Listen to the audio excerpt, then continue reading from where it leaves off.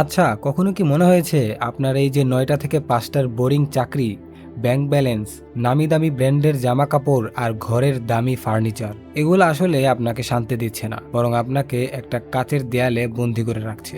আপনি যে দিনরাত খেটে এমন সব চাকরি করছেন যা আপনি মনে মনে ঘৃণা করেন, শুধু এমন কিছু জিনিস কেনার জন্য যার কোনো প্রয়োজনই আপনার নেই। আর সেটা করছেন এমন কিছু মানুষকে ইমপ্রেস করতে যাদের আপনি একদমই পছন্দ করেন না। শুনতে অদ্ভুত লাগছে?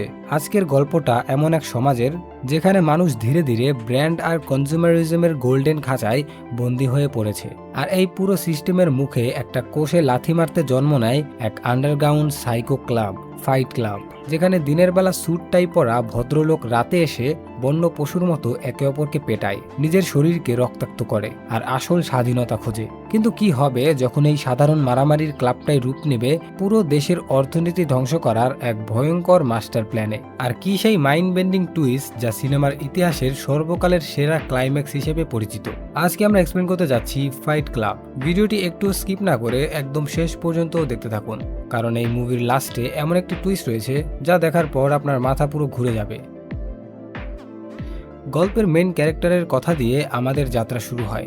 এই সিনেমাতে তাকে কোনো নির্দিষ্ট নাম দেওয়া হয়নি। পুরো সিনেমা জুড়ে আমরা তাকে দ্য ন্যারেটর বলে ডাকব। ন্যারেটর একটা নামকরা গাড়ি কোম্পানির ইনভেস্টিগেটর হিসেবে কাজ করে। কোথাও কোনো গাড়ি মারাত্মক অ্যাক্সিডেন্ট হলে সে সেখানে যায়, হিসাব নিকাশ করে যে কোম্পানি গাড়িটাকে রিফান্ড করবে নাকি কাস্টমারদের ওপর দোষ চাপাবে। বুঝতেই পারছেন পেশাটা কত মেকানিক্যাল, বোরিং আর ইমোশনালহীন। বাইরে থেকে দেখলে ন্যারেটরের লাইফটা দারুণ। একটা লাক্সারিয়াস অ্যাপার্টমেন্ট আছে, ব্যাংকে ভালো টাকা আছে, সে বড় বড় ব্র্যান্ডের ক্যাটালগ দেখে দামি দামি ডিজাইনার সোফা, দামি কাচের টেবিল, আধুনিক লাইটিং আর বাহারি প্লেট বাসন কেনে। তার লাইফের উদ্দেশ্যই যেন হয়ে দাঁড়িয়েছে এই দামি জিনিসগুলো দিয়ে ঘর সাজানো। কিন্তু বন্ধুরা, ভেতরের সত্যিটা হলো সে ডিপ্রেশনের চরম পর্যায়ে আছে। সে আসলে একটা গোল্ডেন খাঁচায় বন্দী সামাজিক দাস। তার সবচেয়ে বড় সমস্যা হলো ইনসোমনিয়া। সে মাসের পর মাস ধরে রাতে 1 সেকেন্ডের জন্য ঘুমাতে পারে না। যখন একজন মানুষ একটানা ঘুমাতে পারে না তখন তার মস্তিষ্ক অদ্ভুত আচরণ শুরু করে। ন্যারেটরের নিজের ভাষায় ইনসোমনিয়া হলে কোনো কিছুই বাস্তব মনে হয় না, সবকিছু একটা ফটোকপির মতো আবছা লাগে। সে বাস্তব আর কল্পনার মাঝের তফাৎটা হারিয়ে ফেলেছিল। দিনে চাকরি করার সময়ও তার মনে হতো সে যেন কোনো স্বপ্নে আছে। তার চারপাশের মানুষগুলোকে অবাস্তব লাগতো।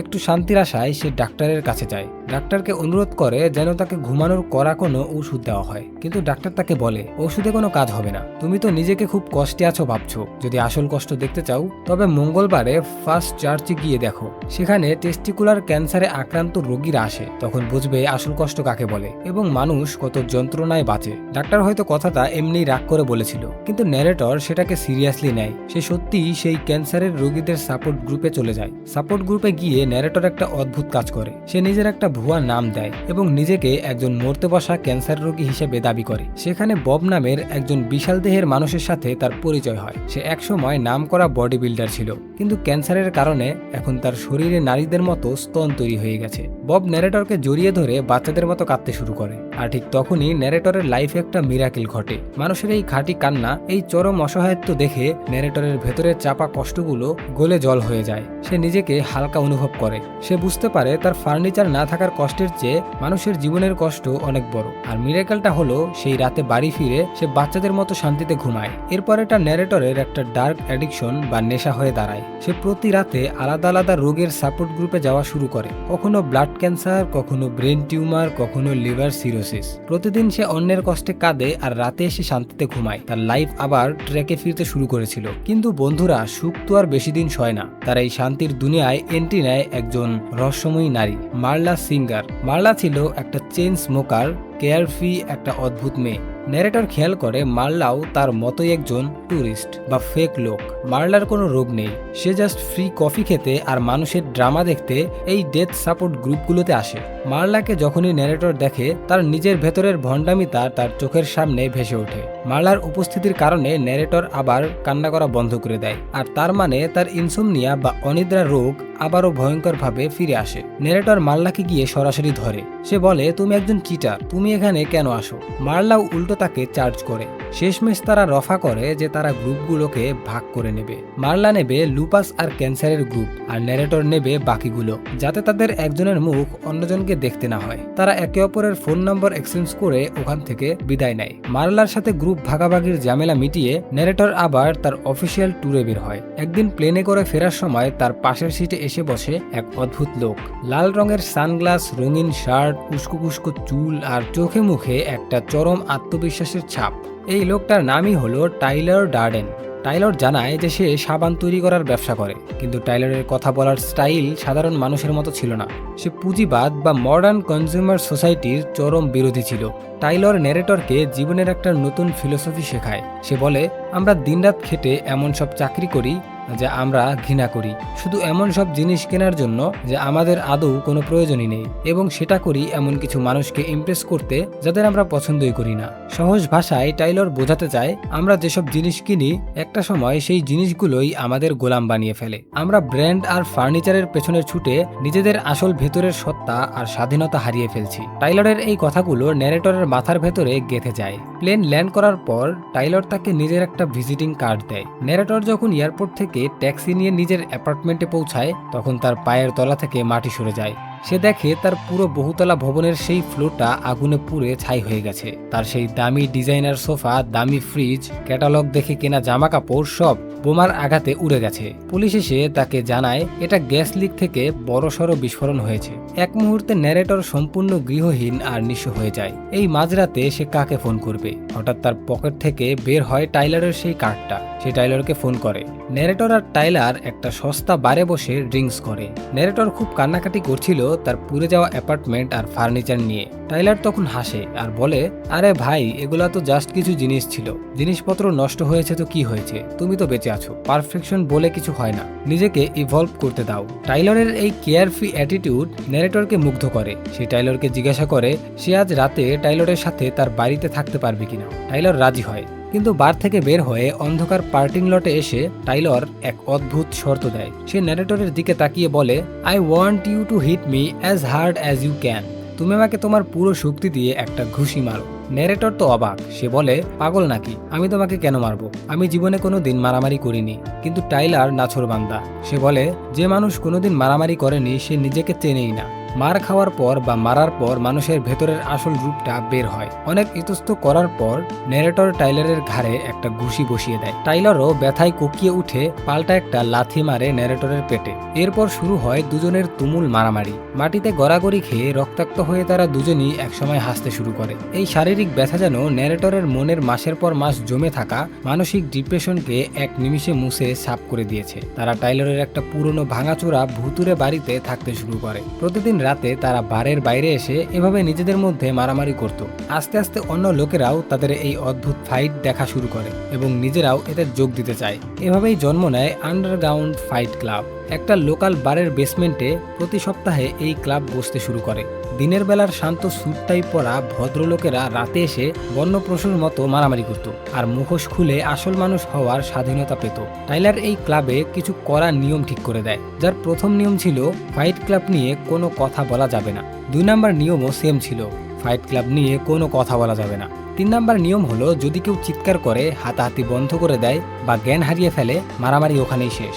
4র্থ নিয়ম, একবারে শুধু 2জন মানুষের মধ্যেই মারামারি হবে। 5 নাম্বার নিয়ম, একবারে শুধু একটা মারামারিই চলবে। 6 নাম্বার নিয়ম, কোনো শার্ট ও জুতা পরা যাবে না, খালি গায়ে ও খালি পায়ে ফাইট করতে হবে। 7 নাম্বার নিয়ম, মারামারি ঠিক ততক্ষণ চলবে যতক্ষণ দরকার, নির্দিষ্ট কোনো টাইম লিমিট নেই। 8 নাম্বার ও শেষ নিয়ম হলো ফাইট ক্লাবে আজ যদি আপনার প্রথম রাত হয়ে থাকে তবে আপনাকে ফাইট করতেই হবে। এরপর ফাইট ক্লাব তো ব্যাপক জনপ্রিয় হয়ে গেল। দেশের বিভিন্ন শহরে এর শাখা খুলতে শুরু করে। দিনের বেলার শান্ত অফিসের চাকরিজীবীরা রাতে এই বেসমেন্টে এসে বন্য পশুদের মতো একে অপরকে পেটাতো, কিন্তু মারামারি শেষে তারা একে অপরকে জড়িয়ে ধরে হাসে। কারণ এই সমাজ তাদের যে কৃত্রিম মুখোশ পরিয়ে রেখেছিল, ফাইট ক্লাব তাদের আসল মানুষ হওয়ার সুযোগ দিচ্ছিল। ন্যারেটরের লাইফ থেকে ইনসোমনিয়া একদম ভ্যানিশ হয়ে যায়। সে এখন ফ্রেশ, তার কনফিডেন্স লেভেল একদম হাই। কিন্তু এর মাঝেই একদিন মার্লা সিঙ্গার আবার গল্পে এন্ট্রি নেয়। মার্লা ডিপ্রেশনে ভুগে একগাদা ওষুধ খেয়ে ন্যারেটরের ঘরে ফোন করে। ন্যারেটর ফোনটা ধরে মার্লার বকবকানি শুনতে চায় না, তাই সে ফোনটা রেখে চলে যায়। কিন্তু সেই কলটা কেটে যাওয়ার আগেই টাইলর ফোনটা তোলে এবং মার্লার ঠিকানায় চলে যায় মার্লাকে বাঁচাতে। টাইলর মার্লাকে তার ফ্ল্যাট থেকে নিয়ে আসে তার ভাঙাচোরা বাড়িতে, আর সেই রাত থেকেই টাইলর আর মার্লার মধ্যে একটা চরম ফিজিক্যাল রিলেশনশিপ শুরু হয়। সারা রাত ধরে তাদের ঘরের ভেতর থেকে অদ্ভুত সব আওয়াজ আসতে শুরু করে, যা ন্যারেটরকে প্রচণ্ড বিরক্তি করে। এখানে একটা মারাত্মক আর অদ্ভুত ব্যাপার খেয়াল করার মতো বন্ধুরা। ন্যারেটর যখনই বাড়ির ডাইনিংয়ে বা বারান্দায় থাকে, সে দেখে মার্লা ঘরের ভেতরে ঘোরাঘুরি করছে। কিন্তু যখনই টাইলর আর ন্যারেটর একসাথে থাকে, তখন মার্লাকে কোথাও দেখা যায় না। টাইলর কড়া ভাষায় বলে দেয়, তুমি কখনোই মার্লার সামনে আমার ব্যাপারে কোনো কথা বলবে না। ন্যারেটর ভাবতো টাইলর হয়তো মার্লাকে নিয়ে সিক্রেটিভ থাকতে চায়। সে মার্লাকে দু চোখে সহ্য করতে পারতো না, কারণ তার মনে হতো মার্লা এসে তাদের ফাইট ক্লাবের দুনিয়া নষ্ট করে দিচ্ছে। গল্প এবার এক ভয়ঙ্কর মোড় নেয়। টাইলর শুধু ফাইট ক্লাবের মারামারির মধ্যে সীমাবদ্ধ থাকতে চায় না। সে বুঝতে পারলো এই পুরুষদের ভেতরে যে ক্ষোভ, সেটাকে সে একটা বড় ধ্বংসাত্মক বিপ্লবে কাজে লাগাতে পারে। সে ফাইট ক্লাবকে আপগ্রেড করে একটা আন্ডারগ্রাউন্ড টেরোরিস্ট অর্গানাইজেশন বা উগ্র কাল্ট তৈরি করে, যার নাম দেওয়া হয় প্রজেক্ট ম্যাহেম। শহরের কোনায় কোনায় ছড়িয়ে থাকা ফাইট ক্লাবের মেম্বারদের টাইলার তার বাড়িতে নিয়ে আসা শুরু করে। এই ছেলেদের মাথা ন্যাড়া করে দেওয়া হয়, কালো জামা কাপড় পরানো হয়, তাদের কোনো নাম থাকে না, কোনো ব্যক্তিত্ব পরিচয় থাকে না। টাইলরের ফিলোসফি ছিল, in project mayhem we have no name. তারা সবাই হয়ে যায় টাইলরের এক একটা অন্ধ সৈনিক। টাইলর তাদের ছোট ছোট টাস্ক দিতে শুরু করে, যেমন শহরের বড় বড় কর্পোরেট অফিসের সামনে গিয়ে মূর্তি ভেঙে ফেলা, বড় বড় কফি শপের কাজ ভেঙে দেওয়া, দামি গাড়ির শোরুমে আগুন লাগিয়ে দেওয়া। ন্যারেটর খেয়াল করে পরিস্থিতি এখন আর ফাইট ক্লাবের মতো নির্দোষ মারামারির মধ্যে নেই। এটা একটা বড় ক্রাইম সিন্ডিকেটে রূপ নিয়েছে এবং পুরো বাড়িটা একটা বোমার কারখানায় পরিণত হয়েছে। এরই মধ্যে প্রজেক্ট ম্যাহেমের একটা মিশনে ন্যারেটরের সেই ক্যান্সারের গ্রুপের পুরনো বন্ধু বব পুলিশের গুলিতে মারা যায়। ন্যারেটর ববের লাশ দেখে একদম ভেঙে পড়ে। সে প্রজেক্টের বাকি ছেলেদের দেখে ভয় পেয়ে চিৎকার করে বলে, এই প্রজেক্ট এখনই বন্ধ করো, এটা পাগলামি। কিন্তু প্রজেক্টের ছেলেরা ববের লাশ দেখে উল্টো রোবটের মতো স্লোগান দিতে শুরু করে। তারা বলতে থাকে, প্রজেক্ট ম্যাহেমের মেম্বারদের বেঁচে থাকতে কোনো নাম থাকে না, কিন্তু প্রজেক্টের জন্য মারা গেলে তারা নাম পায়। ন্যারেটর বুঝতে পারে এরা শুধু একজন মানুষের কথাই শোনে, সে হলো টাইলর ডার্ডেন।